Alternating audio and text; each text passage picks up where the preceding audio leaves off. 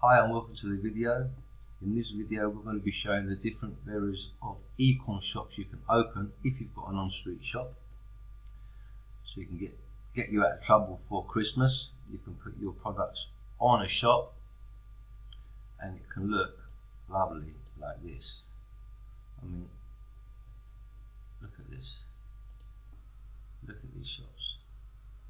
That's what your shop could be like on digital.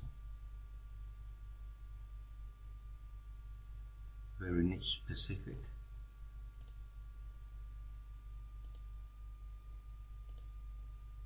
These shops are easily created, so don't worry about the techie stuff, we can take care of that.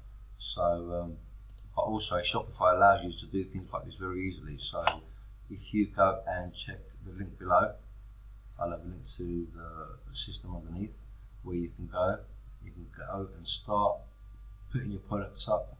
And if you haven't even got any products, you can even use Aweber to import them from Aweber. That's another system, but we'll get into that in another video. So thank you, and we'll talk later on. Over and out.